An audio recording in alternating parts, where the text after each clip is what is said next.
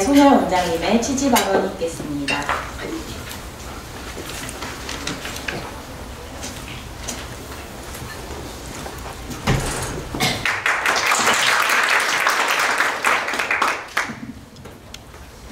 네, 방금 소개받은 EAI 손열 원장입니다.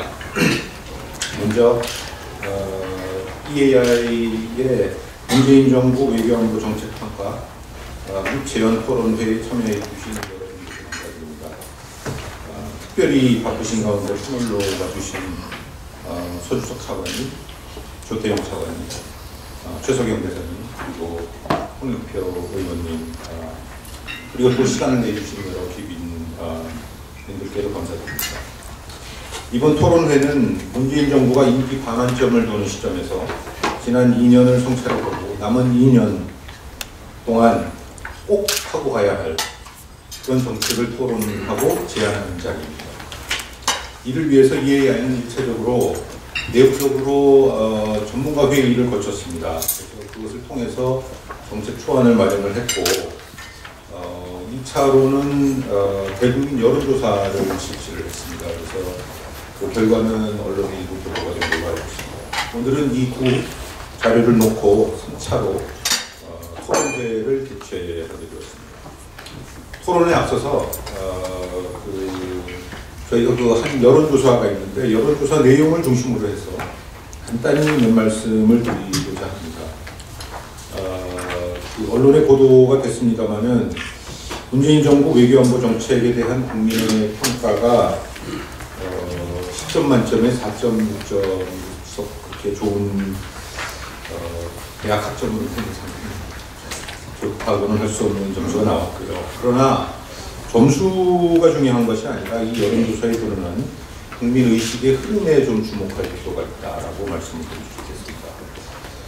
전반적인 그 분위기는 한국인들이 상당히 불안하다라는 느낌을 받지 않을 수 없습니다. 그래서 이 위협인식이 과거에는 전통적인 남북한 갈등에 따른 위협인식이었던 반면에 이건 상당히 다면적인 위협인식을 보여주고 있다. 다시 말해서 그 남북한 갈등뿐만 아니라 주변국과의 군사적 경제과 갈등, 그리고 주변국 간의 무역기술 마찰. 이 무역기술 마찰은 그 위협인식 중에서 이번 조사에서 가장 높게 나왔습니다. 54.3%가 나왔습니다. 따라서 이것은 현재 그 미중 간의 무역 갈등, 그리고 한일 경제 갈등들이 이렇게 가진 상황을 반영하는 것입니다. 할 수가 있겠고요. 또 젊은 층을 중심으로 해서 20대입니다. 중심으로 해서 미세먼지와 방사능, 특히 미세먼지에 대한 초경적 환경 문제에 대한 위협인식이 그 35.4%가 나왔습니다. 20대만 놓고 보면 52.5, 2명 중에 1명은 미세먼지를 보면, 따라서 그 전체적으로 이 위협의 소스가 상당히 지금 다변화되어 있다는 것을 알 수가 있고, 국가별로도 여전히 북한이 최대 위협률입니다. 65%. 그러나 50%를 넘는 그 아베 정부에 대한 위협, 그리고 트럼프 정부의 자국 우선주의에 대한 위협, 이것도 48%, 50%가 나오고 있습니다. 따라서 이런 그 다면적인 위협인식에 대한 그 대처, 그 과제에 대해서도 상당히 국민들은 복합적으로 인식을 하고 있다. 그 북한 비핵화를 위한 협력 많이 얘기가 되고 있는데 여기에 대해서는 23%에 불과합니다.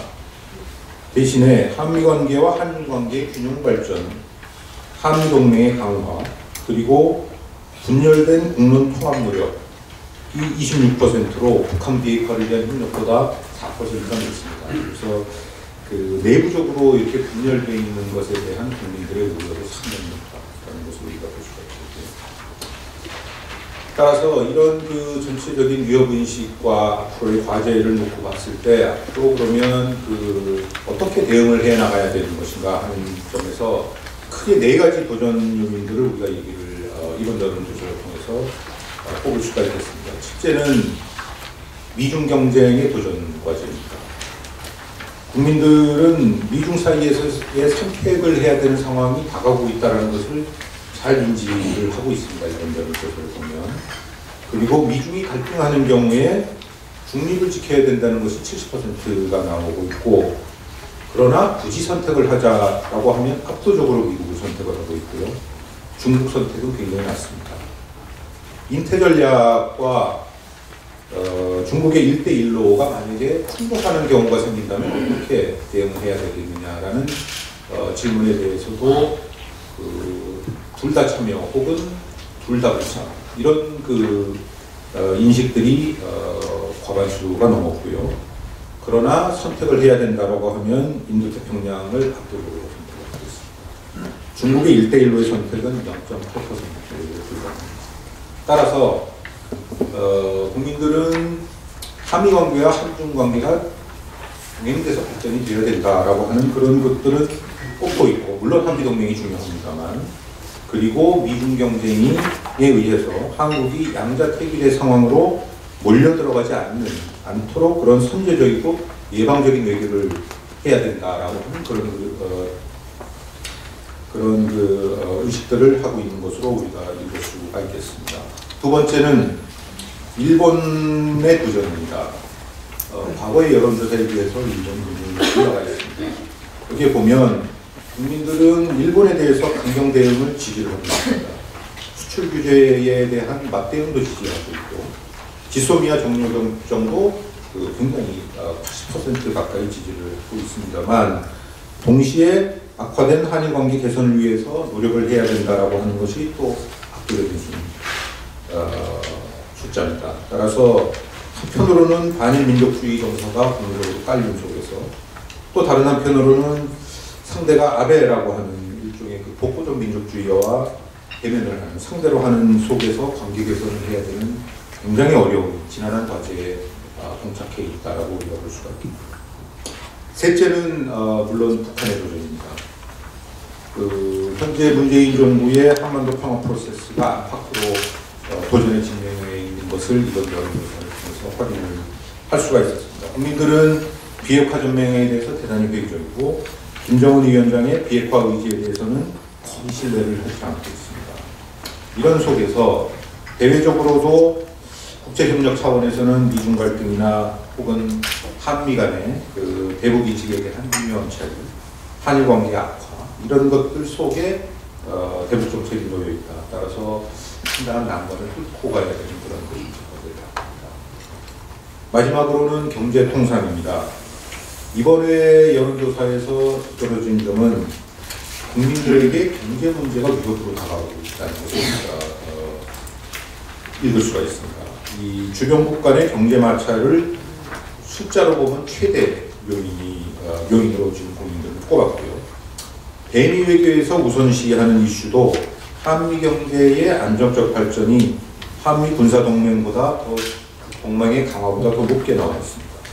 대중 외교에서도 우선 고려하는 이슈가 한중 경제의 안정적 발전이고, 대일 외교에서도 이 양국 간의 관계 악화에 따른 영향의 경제적 타격이 가장 크다라고 하는 것을 지적을 하고 있습니다. 따라서 이 안보 중심의 외교 정책에서 경제 비중을 상당히 확대하지 않으면 안 되는 그런 과제가 있다라고 우리가 읽을 수가 있겠습니다.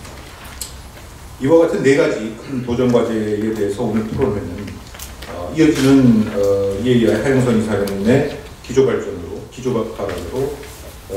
EAI 판입니다. 한국 외교 4대 역량 강화라고 하는 방향성을 제시를 하고, 이를 받아서 EAI 전문부의 구체적인 정책 제언, 12대 정책 제언을 발표를 하겠습니다. 그리고 오늘의 메인 이벤트로 토론회가, 이런 것들을 가지고 토론회가 진행되겠습니다.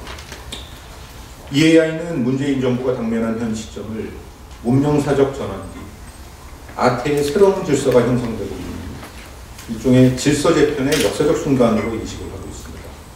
따라서 현재 문재인 정부는 우리 한민족의 명운을 좌우하는 그런 사명을 띠고 있다고 봅니다. 따라서 반드시 성공을 해야 됩니다. 이런 점에서 오늘의 제언은 우리 EAI의 애정어린 비판으로 된 것입니다. 모쪼록 오늘의 토론으로 하반기 문재인 정부의 전향적인 변화와 과감한 실천에 도움이 되기를 바라면서 말씀을 마치겠습니다. 감사합니다.